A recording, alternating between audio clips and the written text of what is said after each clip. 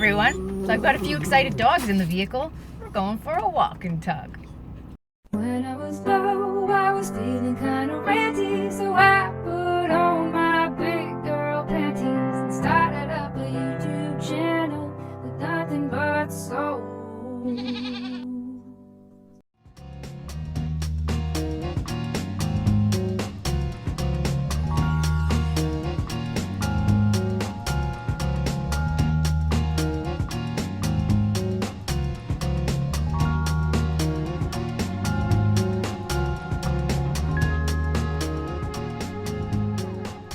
So essentially I wanted to tell you a little more about the situation with my mom's friend. I brought it up a few weeks ago. I will link that video to the end of this video here so you can check it out if you didn't see it or weren't aware of what's going on. Maybe you're a new sub, but I'll give you a quick recap. My mom has had a friend for 65 years since they were toddlers. They're very, very close, much more like sisters. She essentially ditched with no warning, no explanation after she found out that I went to do sing at the Panodrama rally in Manchester. Apparently, we finally got out of her that she read a few articles, read that Tommy Robinson is a fascist, therefore she believes I am supporting a fascist, therefore she believes my mom supporting me means that she is supporting a fascist. So she essentially ditched altogether until my dad sent her a message after he was diagnosed with acute leukemia and advised her that, you know, this is enough, cut the BS. You guys have been friends for a whole lifetime. I am very sick and I know that she needs your support, so please reconsider. She did reconsider. She reached out to my mom, of course, after asking for her phone number again because she didn't have it in her phone anymore. And she has sort of rekindled with my mom. However, no explanation, no apology, and no attempt to try to understand things from a different perspective.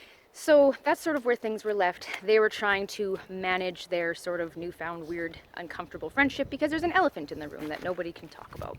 But of course, the focus has been on my dad. Let's get him better. Let's get him through treatment. Let's get him home. So we've done that. My dad is home. Hallelujah. I'm so glad for him.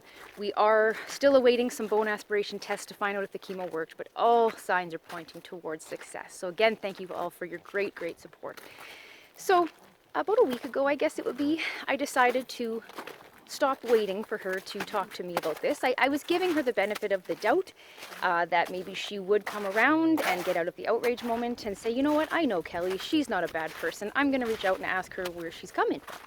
Never happened. So I thought, okay, well, I'm going to reach out to her. I'll be the better person. And said, oh, so I hear you think I'm supporting a fascist. Sort of a joke. And then I said, essentially, I'm very disappointed in her, which I am, because she's always been sort of an example of being assertive, of not being afraid of conflict, and of just being very rational and realistic. So I was very disappointed in how she had handled this. I just basically indicated that it's disappointing and hurtful that somebody would know you their whole life. So in this case, she'd known me since I was born. I've had many conversations with her. I've stayed at her house. I would have invited her to my wedding this fall. Guess that's not happening. And of course, my mom had known her her whole life. So I said it was insulting that you would take the word of some journalist you've never met over even being willing to just ask us about it or give us the dignity and respect to get our opinion. So I just said, you know what? In the future, if you have any questions or concerns, you can always reach out to me and we'll have a discussion like adults. I kid you not, less than 30 seconds later, I know she didn't read it because she didn't have time. Even a speed reader couldn't have read it that quickly. She wrote back and said, I'm not reading that. If you ever contact me again, I will report you. I responded with, to whom and for what? Because of course that's ridiculous. And I said I have a right to reply, and I never heard from her again. And that's where it's been left. I let my mom know just that she's aware. Her friend has never brought it up, it's like it didn't happen. So that's where that's been left. Now, what does that mean in general? Well, what it means, guys, is that the state of the world is in a weird place, because usually this is the kind of stuff that happens on Twitter. Usually this is the stuff you hear about in a podcast on the Daily Wire or the Rebel. It's the one-offs, it's the weird extremists, it's the activists, right? It's only once in a while. Not anymore. This has seeped into mainstream society, and it's seeping into people's regular relationships, and it's very, very destructive. And I struggle on this channel, I'm not gonna lie, because I want to be a light among this dark world.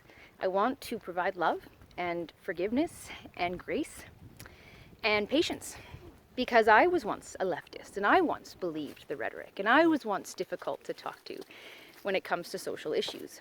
And I don't want to be someone that has no patience for that, because I think the only way through is to keep talking. But what do you do when someone just won't listen? What do you do when someone just shuts you out? And how in the hell can I have any hope to reach people out there on the internet when I can't even get someone that's known me my whole life to talk to me? Because they've been so consumed by journalists that want to spread a false narrative, or at very least a biased narrative. I believe very firmly we all have a role in what you would call the culture wars. I've made it very clear that while I'm feisty and strong, I am not the warrior type, perhaps. I think my role is a lot more of a mediation role, and I still believe that, and I will still try. But there are days where it's very frustrating. Now, there are also days where it's extremely rewarding. Even on Twitter, I've had a better experience with someone who was calling everybody a neo-Nazi. Even he was willing to listen to me and apologize. So that really makes me question what the hell happened with my friend of 30 frickin' years. I literally had such a great experience on Twitter that it actually made me reconsider all of this. Because I had actually done this video already the other night. But I had an audio issue and it just sounded so terrible that I didn't put it up. And between then and now, I had this conversation on Twitter. I had another discussion with someone I think in the States who considers himself a male feminist. And even though we completely disagreed and never really found a middle ground, he was very pleasant. And it gave me some hope that some people with these opinions aren't just crazy activists. They actually do have a good heart and they mean well and they want to maintain a stance of moral high ground. And I do find that in many ways honorable, often misguided, yes, but I understand it. What I don't understand is the other side of it. The absolute unwillingness to frickin' talk to someone, even someone that you know. I know I'm not the only one that's lost friends and had a lot of tension because of politics and because of being a conservative. I know that. What are your thoughts, you guys? I would love to know.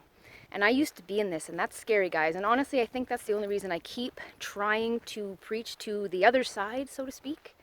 Otherwise, I wouldn't bother anymore. I hope that there's more people out there like me that were just misguided, that have a great deal of sensitivity and empathy and just listen to the wrong people, that got duped, essentially, by hoping that people have good intentions. I hope for that. I don't know the answer, though. And I wish I did. It's very frustrating sometimes, and I'm not gonna lie, this thing with my friend, it hurts, it stings, but it's not enough to make me quit. It's not enough to grovel, it's not enough to fight. I can't fix her, I'm not gonna go after her and make her listen to me, and my mom can make her decisions. She's a grown woman, she can decide how she's gonna deal with this. I think it's disgusting how she was treated by her friend, and if she was my best friend, I don't know if I could take that. The blatant level of disrespect to not even just be willing to talk to someone and ask their frickin' opinion is pretty gross. But here we are. Here we are. So, upside down land, you guys. Thank God for these moments of clarity in the forest where I can just be grateful for knowing that I am on what I believe is the right side of history. And everything I do is to perpetuate that on this channel. So, that's about it. Really just some musings. Some, you know, psychological, philosophical babble. Probably getting high off of fermented leaves and pine needles. Nonetheless, I wish you guys a really wonderful week. Be good to each other, but not because our narcissistic, sociopathic government officials tell you to.